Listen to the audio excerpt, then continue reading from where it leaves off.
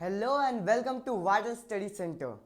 हमने अभी तक प्रीवियस वीडियो के अंदर ग्राफिकल मेथड पढ़ लिया था। हम चैप्टर नंबर 3 पढ़ रहे थे जिसमें ग्राफिकल मेथड हमने कंप्लीट कर लिया था और हमने एक्सरसाइज 3.1 कंप्लीटली ग्राफिकल मेथड से कंप्लीट किया था। ठीक है, अब जरा हमें जो पढ़ना है इस वीडियो लेक्चर के अंदर वो पढ़ना है algebraic method of solving a pair of linear equation.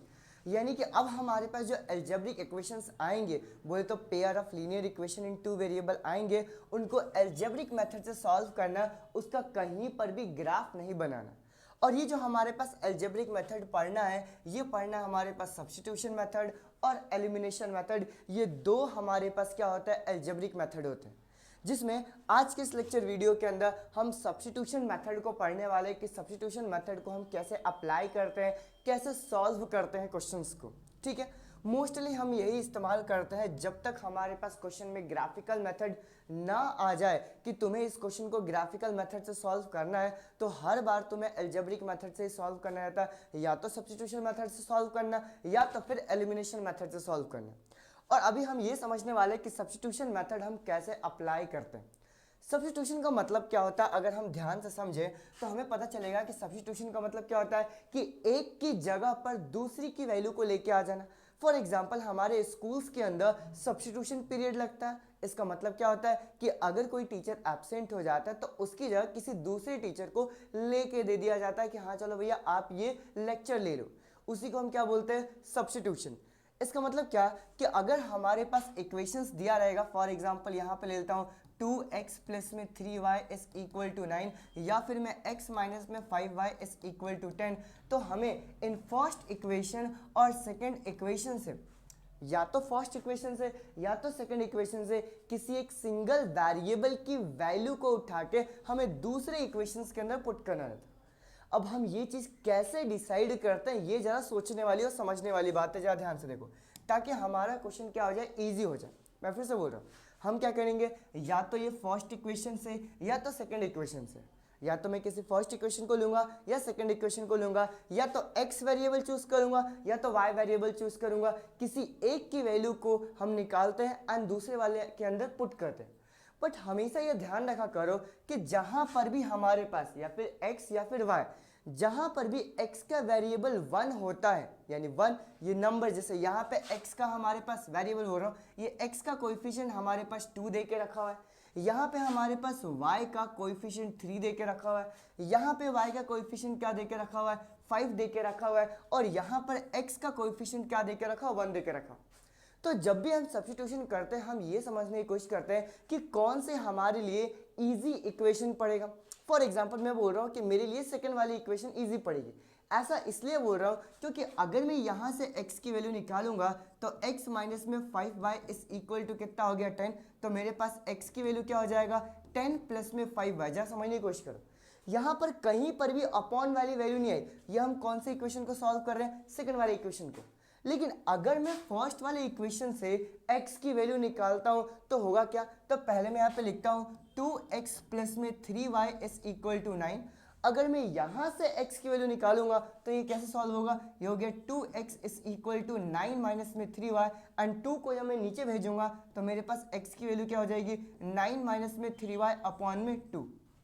अब तुम जरा मुझे बताओ, क्या ये x की वैल्यू को ये पुट करना ज़्यादा आसान पड़ेगा कि ये x की वैल्यू को पुट करना आसान पड़ेगा? मेरे हिसाब से ये आसान पड़ेगा, क्योंकि ये अपॉन वाली वैल्यू जैसे आ जाती है ना, वैसे कहीं ना कहीं क्वेश्चन के अंदर गलती होने के चांसेस क्या हो जाते हैं, बढ़ जाते हैं। अगर हमारे पास कोई ऑप्शन ही नहीं बचा फिर तो कोई दिक्कत वाली बात नहीं है। ठीक है, फिर मुझे इससे सॉल्व करना ही करना पड़ेगा। लेकिन हम कोशिश ये करेंगे कि उस इक्वेशन को या फिर उस वेरिएबल को चूज किया जाए जिसका कोएफिशिएंट कितना देके रखा हुआ है, 1 देके रखा हुआ है। बात आ गई समझ में? फिर से चले जरा एक आधी मैं इक्वेशंस तुम्हारे को लिख के बताता हूँ। देखो, जैसे मैं एक इक्वेशन लिख रहा हूँ तुम्हें, मैंने यहाँ पे क्या बोला कि 2x माइनस में y is equal to 9 and यहाँ पे 4x प्लस में 6y इज इक्वल टू 10। अब जरा मुझे ये बताओ कि फर्स्ट इक्वेशन और सेकंड इक्वेशन में से कौन सी इक्वेशन चूज करूंगा सब्स्टिट्यूट करने के लिए। तो मैं बोलूँगा क्या कि हम सबसे पहले इसके अंदर ये ढूंढेंगे कि कहाँ पर हमारे पास x या y का वेरिएबल सिंगल 1 दे के रखा हो। तो मुझे समझ में आता है कि देखो ये वाली जो वैल्यू है ना -y, इस y का हमारे पास कोएफिशिएंट कितना देके रखा हुआ है 1। ध्यान समझने की कोशिश करना, यानी कि मैं यहाँ पे फर्स्ट वाली इक्वेशन चूज करूंगा। मैं यहाँ पे क्या बोलूंगा 2x माइनस में y इज इक्वल टू 9। और किसकी वैल्यू निकालूंगा जरा मुझे बताओगे? मैं यहाँ पे y की वैल्यू निकालूंगा। क्यों? अगर x की वैल्यू निकालने जाऊंगा तो -y उधर जाए कितना हो जाएगा +y, और फिर 2 मुझे यहाँ पे डिवाइड में लेना पड़ेगा। ये थोड़ी सी बारीकियां हैं लेकिन हमारे क्वेश्चन को थोड़ा आसान बना देती है।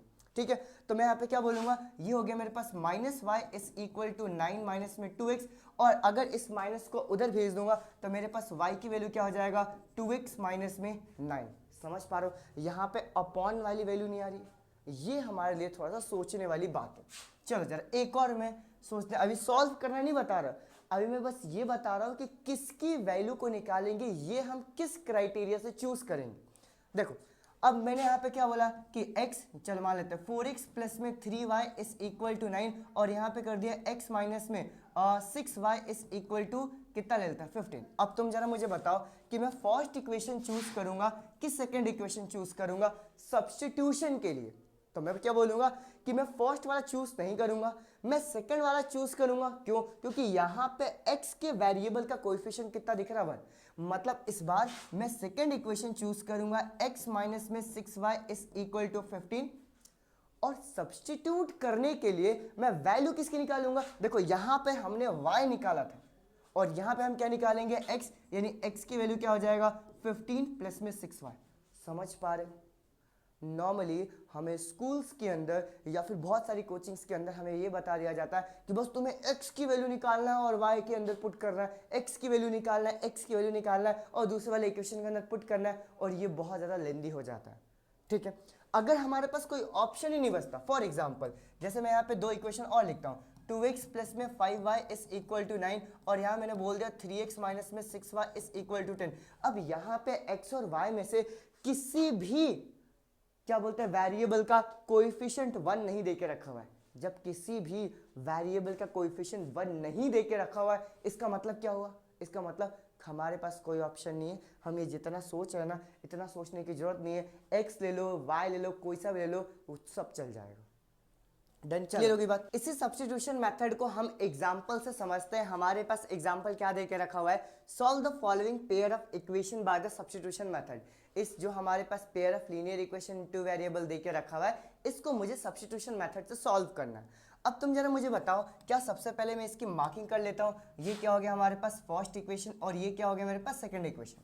इन दोनों इक्वेशन में से किसी एक इक्वेशन को हमें चूज करना है और उसमें से x या फिर y की वेरिएबल निकालना, मतलब y की वैल्यू निकालना या फिर x की वैल्यू निकालना। अब तुम जरा मुझे ये बताओ कि इन दोनों में से मैं किसको चूज करना चाहिए और कौन से वेरिएबल की वैल्यू निकालनी चाहिए। तो मैं क्या बोलूंगा कि सेकंड इक्वेशन को चूज करना चाहिए और वहां पे हम x की वैल्यू निकालेंगे। x की वैल्यू क्यों निकालेंगे? क्योंकि x का कोएफिशिएंट कितना देके रखा हुआ है 1। डन, चलो जरा स्टार्ट करते हैं। तो मैं यहाँ पे क्या लिखता हूँ कि फ्रॉम इक्वेशन सेकंड। ठीक है, सेकंड इक्वेशन हमारे पास क्या देके रखा हुआ है, x प्लस में 2y इज इक्वल टू कितना है हमारे पास 3। और यहाँ से जब मैं x की वैल्यू निकालूंगा तो x की वैल्यू क्या हो जाएगा 3 माइनस में 2y। इसको मैं नाम दे देता हूँ क्या, थर्ड इक्वेशन। डन, इस थर्ड इक्वेशन की वैल्यू को उठा के मैं कहाँ पुट करूंगा, मैं इसको पुट करूंगा फर्स्ट इक्वेशन के अंदर। मैं कभी भी सेकंड के अंदर नहीं पुट करूंगा। तो मैं यहाँ पे क्या लिखूंगा कि put the value of x in equation first. Done, अब जरा मुझे ये बताओ कि फर्स्ट इक्वेशन क्या देके रखा हो। तो ये देके रखा 7x माइनस में 15y इज इक्वल टू कितना है हमारे पास 2। और इसके अंदर जब ये x की वैल्यू को उठा के यहाँ पर पुट करूंगा तो ये हो गया मेरे पास 7। x की जगह क्या मैं 3 माइनस में 2y पुट करूंगा। डन, इधर कितना हो गया minus 15y is equal to कितना हो गया 2। डन, अब ये हमारे पास linear equation in one variable हो चुका है। जब मैं 7 को अंदर मल्टीप्लाई करूंगा तो 7 3 जा कितना आ गया 21, और 7 2 जा कितना आ गया 14, तो माइनस 14y। डन, एंड फिर कितना आ गया minus 15y is equal to कितना आ गया 2। अब ये तो आसान है। अब कांस्टेंट वाले टर्म को जब मैं उधर भेजूंगा तो -14y माइनस में 15y, क्या ये मेरे पास -29y हो जाएगा इस इक्वल टू 2 माइनस में 21, ये हो गया -29y इस इक्वल टू कितना आ गया -19। अब जरा मुझे बताओ क्या होगा, ये हो गया मेरे पास -29y इस इक्वल टू -19, ये माइनस से माइनस कैंसिल होके y की वैल्यू कितना हो जाएगा 19/29। ठीक है, हमने यहाँ पे y की वैल्यू निकाल लिया और जैसे ये y की वैल्यू निकल गई, अब इस y की वैल्यू को तुम फर्स्ट इक्वेशन में भी पुट कर सकते हो, सेकंड में भी पुट कर सकते हो और थर्ड के अंदर भी पुट कर सकते हो, किसी में भी पुट कर सकते हो। ठीक है, तो मैं यहाँ पे क्या कर रहा हूँ, मैं y की वैल्यू को यहाँ पे लिखता हूँ ना कि put the value of y in equation third इसलिए क्योंकि हम वहाँ पे x की टर्म तो ऑलरेडी निकाल चुके हैं। अब जरा मुझे बताओ थर्ड वाली इक्वेशन हमारे पास क्या है, तो ये मेरे पास x is equal to 3 minus में 2y, ये क्या देखो 3 माइनस में 2y, और हमने y की वैल्यू कितना निकाला 19/29, यहाँ पे पुट करते हैं x is equal to 3 minus में 2 इंटू में 19 में कितना आ गया हमारे पास 29, ये बात आई समझ में। अब यहाँ पे हमें बस थोड़ा सा सिंप्लीफाई करना है इसको, देखो x इज इक्वल टू कितना आ गया 3 माइनस 19 टू जा अगर मैं करूंगा तो कितना आ गया 38 में कितना आ गया 29। अब अपॉन में 1 लेके जब मैं इसका एलसीएम लूंगा तो x की वैल्यू कितना आ गया 29 एंड 1 का एलसीएम ले तो कितना आ गया मेरे पास 29, और जब मैं 3 का मल्टीप्लाई 29 से करूंगा 9 3 जा 27, कितना हो गया 2, 3 2 जा 6 एंड 2 कितना आ गया हमारे पास 8, 87 माइनस में 38। डन, आगे बढ़ते हैं। जब मैं यहाँ पे माइनस करूंगा तो मेरे पास x की वैल्यू क्या आ जाएगी 17 में से 8 जब माइनस करूंगा तो कितना आ गया मेरे पास 9, एंड यहाँ पे 7 में से 3 माइनस करूंगा कितना आ गया 4, ये हो गया 49/29। देख लो एक बार चेक कर लो, 17 में से 8 गया 9 बिल्कुल सही है, और 7 में से 3 गया कितना हो गया 4, तो x की वैल्यू कितना आ गया 49/29। तो हमारे पास फाइनल आंसर क्या लिखूंगा कि जब मैंने इन दोनों को सॉल्व किया तो x की वैल्यू कितना आ गया 49/29, और हमारे पास y की वैल्यू कितना आ गया, हमने y की वैल्यू यहाँ पे पुट किया था 19/29, ये हो गया मेरे पास क्या फाइनल आंसर। डन, समझ में आया। तो ये था हमारे पास सब्स्टिट्यूशन मेथड का पूरा प्रोसीजर कि हम कैसे करते हैं, हमें बस प्रोसीजर याद रखना है। क्या सबसे पहले कोशिश ये करेंगे कि x और y में से जिसका भी हमारे पास कोएफिशिएंट 1 दे के रखा मैं उसकी वैल्यू निकालूं और दूसरे वाले इक्वेशन के अंदर पुट करके सिंगल वेरिएबल बनाऊं एंड सिंगल वेरिएबल की वैल्यू निकालूंगा, और उसके बाद फिर मैं किसी भी इक्वेशन के अंदर क्या कर दूंगा पुट कर दूंगा। इसी को हम क्या बोलते हैं सब्स्टिट्यूशन मेथड। सबसे आसान मेथड है, ग्राफिकल मेथड से तो सबसे ज्यादा आसान है। आगे चलते हैं जरा नेक्स्ट क्वेश्चन की तरफ। ठीक है, चलो एक और जरा एक आधी एग्जांपल में लेके आए, इसको जरा हम सॉल्व करते हैं, सिंप्लीफाई करते हैं फटाफट। देखो जैसे यहाँ पे क्या देके रखा हो 3x + 5y is equal to 14 and 2x - y is equal to 9, ये हो गया मेरे पास फर्स्ट इक्वेशन, ये हो गया मेरे पास सेकंड इक्वेशन। तुम जरा मुझे ये बताओ कि इन दोनों में से किस इक्वेशन को चूज करेंगे, थोड़ा सा सोचो। ठीक है, क्योंकि मैंने डिजाइन ही इस तरीके से किया। फर्स्ट वाले को चूज नहीं करूंगा, क्यों नहीं करूंगा, क्योंकि यहाँ पर हमारे पास इन दोनों का कोएफिशिएंट 1 नहीं देके रखा हो। सेकंड वाले के अंदर ये x चूज नहीं करूंगा, मैं y की वैल्यू निकालने वाला। तो मैं यहाँ पे क्या लिखूंगा कि फ्रॉम इक्वेशन सेकंड तुम जरा मुझे बताओ क्या ये 2x माइनस में y इज इक्वल टू 9 हो गया। अब जरा मुझे बताओ यहाँ पे x की वैल्यू निकालनी चाहिए कि y की वैल्यू निकालनी चाहिए, मेरे हिसाब से तो y की वैल्यू निकालनी चाहिए। तो मेरे पास क्या हो जाएगा -y इज इक्वल टू ये 2x जब उधर जाएगा तो कितना हो गया 9 माइनस में 2x, समझ में आया। और जब मैं माइनस को उधर ट्रांसफर करूंगा तो ये वैल्यू क्या हो जाती है हमारे पास आगे पीछे, तो मेरे पास y की वैल्यू कितना हो जाएगा 2x माइनस में 9। डन, क्लियर हो गया। इसको मैं क्या नाम देता हूँ थर्ड इक्वेशन। एंड फिर इस थर्ड इक्वेशन को उठा के मैं पुट करूंगा किसके अंदर, पुट इक्वेशन थर्ड, ठीक है, इन कहाँ पे फर्स्ट के अंदर। मैं कभी भी सेकंड वाले के अंदर पुट नहीं करूंगा, क्यों, क्योंकि मैंने निकाला ही सेकंड वाले से है इसको। जब मैं यहाँ पे सेकंड इक्वेशन फर्स्ट इक्वेशन के अंदर पुट करूंगा तो पहले बताओ फर्स्ट इक्वेशन क्या देके रखा हो, ये देके रखा 3x + 5y is equal to कितना है हमारे पास 14। अब ये y की वैल्यू उठा के जब मैं पुट करूंगा तो इधर कितना आ गया 3x + 5 एंड y की जगह क्या पुट करूंगा, यहाँ पे हो जाएगा मेरे पास 2x माइनस में 9 इज इक्वल टू कितना आ गया 14। डन, क्लियर हो गया बात। आगे चलते हैं। जब मैं 5 को अंदर मल्टीप्लाई करूंगा तो यहाँ पे कितना आ गया 3x + 5 2 कितना आ गया 10x, एंड 9 5 जा कितना आ गया 45 माइनस 45 इज इक्वल टू कितना आ गया 14। अब मैं यहाँ पे कांस्टेंट वाले को कांस्टेंट के साथ, वेरिएबल वाले को वेरिएबल के साथ करूंगा। तो यहाँ पे 3x प्लस में 10x की वैल्यू कितना हो जाएगा 13x इज इक्वल टू, ये हो गया मेरे पास 14 प्लस ये माइनस 45 उधर जाएगा तो कितना आ गया प्लस 45। तो 13x की वैल्यू हमारे पास कितना हो गया 5 और 4 कितना आ गया 9, और यहाँ पे कितना आ गया ये कितना आ गया मेरे पास 5। डन। देखो 5 एंड 4, चलो इसको हटाते हैं, अच्छे से लिख देता हूँ मैं। ये कितना हो गया, ये 5 एंड 4 कितना आ गया मेरे पास 9 एंड 4 और 1 कितना आ गया 5। तो मेरे पास x की वैल्यू कितनी आ गई 59 अपॉन में 13। और जैसे मेरे पास x की वैल्यू 59 अपॉन में 13 आया, इसकी वैल्यू को उठा के मैं कहाँ पुट करूंगा, तो मैं पुट करूंगा इक्वेशन नंबर 3 के अंदर। हालांकि तुम फर्स्ट में भी पुट कर सकते हो, सेकंड में भी पुट कर सकते हो और थर्ड में भी पुट कर सकते हो, लेकिन थर्ड इक्वेशन के अंदर हम ये वैल्यू ऑलरेडी निकाल चुके होते हैं, इसीलिए हम कहाँ पुट करेंगे थर्ड इक्वेशन के अंदर। तो मैं अगले पेज पे लिखता हूँ, यहाँ पे लिखूंगा कि पुट द वैल्यू ऑफ किसका, value of x in equation third equation. पहले बताओ क्या है, ये है मेरे पास y is equal to 2x minus में 3। देखो y is equal to 2x minus 9 है, सॉरी ये हो जाएगा मेरे पास 2x माइनस 9, ये 2x माइनस 9। और हमने x की वैल्यू कितना निकाला है, हमने निकाला 59 अपॉन में 13। तो यहाँ पे पुट जब मैं करूंगा तो y is equal to 2 into में 59 अपॉन में 13 माइनस में 9। चलो y इज इक्वल टू थोड़ा सॉल्व करते हैं।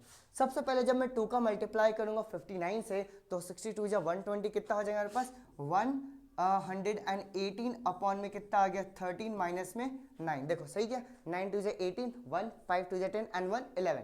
यहाँ पे अपॉन में 1 लेके इसको भी सॉल्व करूंगा तो मेरे पास y की वैल्यू क्या आ जाएगा, इन दोनों का एलसीएम लिया तो कितना आ गया मेरे पास 13। डन। ये 1 का मल्टीप्लाई ऊपर करूंगा कितना आ गया मेरे पास 118 माइनस 13 9 जा कितना हो जाएगा 117 होगा क्या, जी हाँ बिल्कुल ये 117 होगा। तो मेरे पास यहाँ पे y की वैल्यू कितनी हो जाएगी, तो ये मैं जब माइनस करूंगा तो ये हो गया 1 अपॉन में 13। तो ओवरऑल मेरे पास x और y की वैल्यू क्या आई, तो x की वैल्यू हमारे पास क्या आई है 59 अपॉन में 13 और y की वैल्यू कितनी आई है 1 अपॉन में 13। ये हमारे पास हो गया अलजेब्रिक मेथड। और सोचो अगर इसी को ग्राफिकल मेथड से करने को बोल दिया जाए तो तुम्हें लगता कि ये पॉइंट्स निकालने में बिल्कुल 12 बज जाएगी, क्योंकि एग्जैक्ट पॉइंट निकालना क्या हो जाएगा बहुत ज़्यादा डिफिकल्ट हो जाता है। ठीक है, तो जब भी हमारे पास बड़े क्वेश्चंस आते हैं, अजीबोगरीब क्वेश्चंस आते हैं, तो हम उसको अलजेब्रिक मेथड से ही सॉल्व करते हैं। डन, क्लियर हो गई बात। आगे बढ़ते हैं यार नेक्स्ट क्वेश्चन की तरफ। देखो एक और जरा क्वेश्चन हम करते हैं, और ये क्वेश्चन मैं जानबूझ के लेके आया हूं ताकि इसके अंदर कहीं पर भी, फिर से बोल रहा हूं, इस क्वेश्चन के अंदर कहीं पर भी हमारे पास x या फिर y का वेरिएबल 1 नहीं दे के रखा हुआ है। ठीक है, डन। सॉल्व करना स्टार्ट करते हैं। तो देखो अब यहाँ पे कोई फर्क नहीं पड़ता कि तुम फर्स्ट इक्वेशन चूज करो कि सेकंड इक्वेशन चूज करो, इससे कोई फर्क नहीं पड़ता।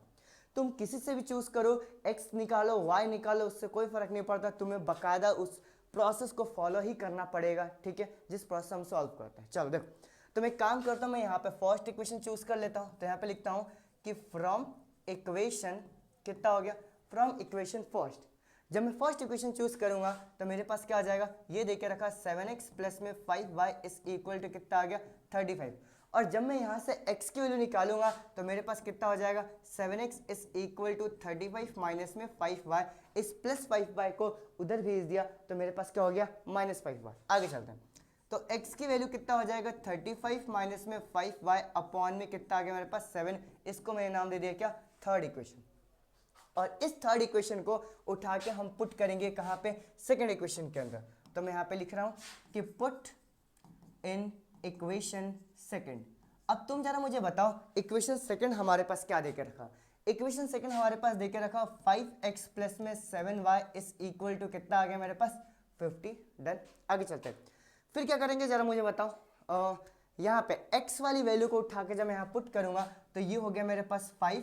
इधर ब्रैकेट में मैं क्या लिखूंगा 35 माइनस में 5y अपॉन में कितना आ गया 7 प्लस में 7y इज इक्वल टू कितना आ गया 50। अब ध्यान दो, है ना, यहाँ पर बच्चे ना ढेर सारी गलतियां करते हैं, ढेर सारी इन द सेंस कि सच में बता रहा हूँ मैं, ढेर सारी गलतियां करते हैं ये वाले पॉइंट के ऊपर। कैसे इस पॉइंट के ऊपर, वो लोग ये x की वैल्यू को उठा के यहाँ पे पुट तो कर देते हैं, लेकिन इसके बाद उन्हें समझ में नहीं आता कि हम कैसे सॉल्व करें, जिसको हम बोलते हैं बेसिक अलजेब्रा, जिसका वीक रहता है ना, वही यहाँ पे आगे क्या होता है, फंसता है। देखो सबसे पहले तो ये समझ पा रहे हो कि ये 5 इस पूरे ब्रैकेट के साथ मल्टीप्लाई में, और अगर 5 ऊपर है तो 5 सिर्फ ऊपर ही मल्टीप्लाई होगा, नीचे मल्टीप्लाई नहीं होगा। देन क्लियर होगी बात, दो आंसर। तो जब मैं 5 का मल्टीप्लाई ये 35 से करूंगा तो 5 5 जा 25 का कितना आ गया मेरे पास 5 2, 5 3 जा 15 एंड 2 कितना आ गया मेरे पास 17। 5 का मल्टीप्लाई 5 से करूंगा कितना आ गया -25y अपॉन में कितना आ गया 7 plus 7y is equal to कितना आ गया 50। पहला बताइए चीज क्लियर हुआ, सिर्फ 5 को मैंने ऊपर ऊपर ही मल्टीप्लाई किया। दूसरे स्टेप में हमेशा ध्यान रखना कि यहाँ पे अपॉन में 1 लेके एलसीएम लेते हैं, जो हमारे पास 7 एलसीएम आता है उसको हम उधर भेजते हैं। इसका मतलब क्या कि जब मैं इसका एलसीएम लूंगा तो इसका एलसीएम कितना आ गया मेरे पास 7, 1 का मल्टीप्लाई जब इधर होगा तो कितना हो गया 175 माइनस में 25y, और 7 का मल्टीप्लाई इधर करूंगा तो 7 7 जा कितना आ गया 49y इज इक्वल टू कितना आ गया मेरे पास 50। ये 80 दिख रहा है, इसको जरा हटाते हैं, ठीक है, ये हमारे पास क्या हो जाएगा 50, ये हो गया मेरे पास 50।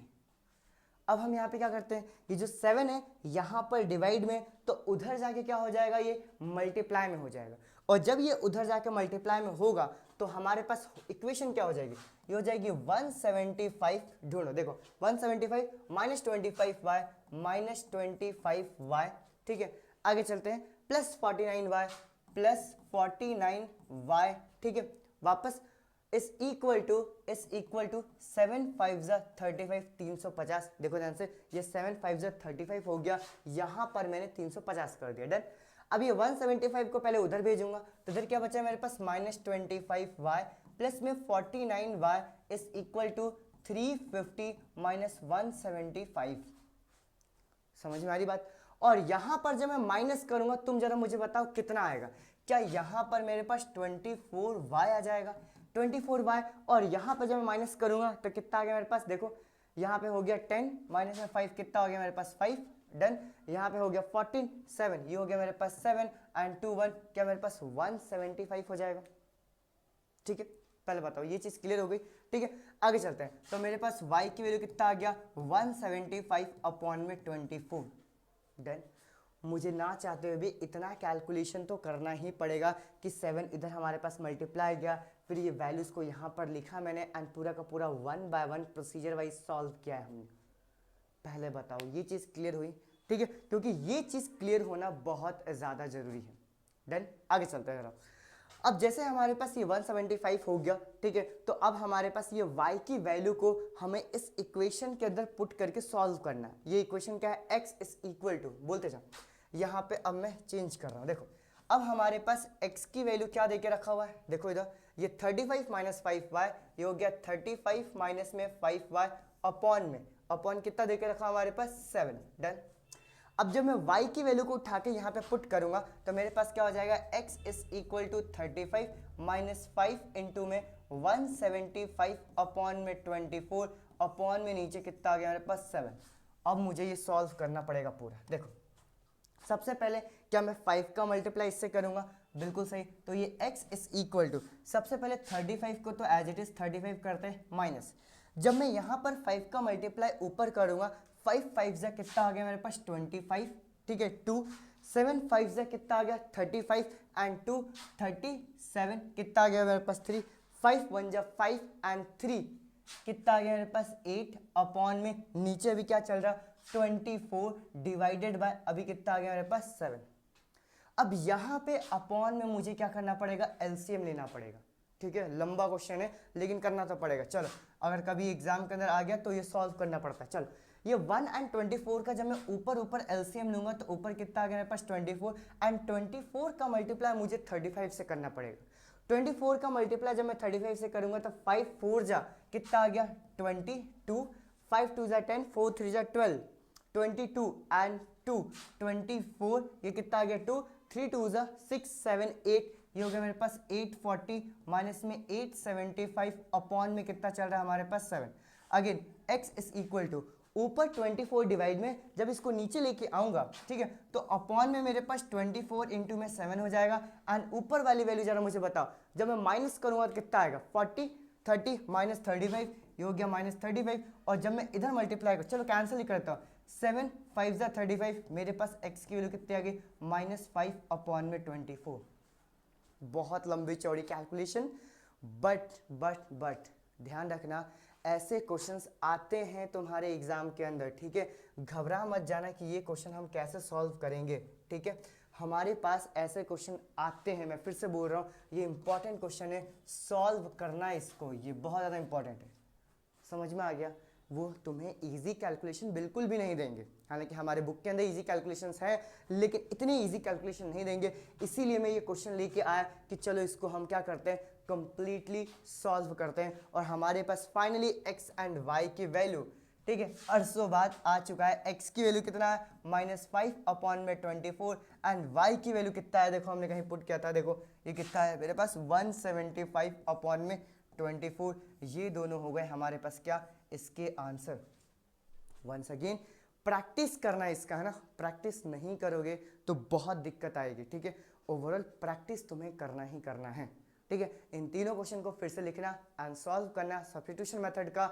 अगले वीडियो के अंदर हम इसके और एग्जांपल्स जो तुम्हारे बुक के अंदर, एनसीईआरटी की बुक के अंदर देख के रखे हैं, वो पहले एग्जांपल्स करेंगे एंड फिर हम अपनी एक्सरसाइज 3.2 को स्टार्ट करेंगे। मुझे उम्मीद है तुम्हें ये पूरा सब्स्टिट्यूशन मेथड बहुत अच्छे समझ में आया होगा। Once again thank you so much, bye bye.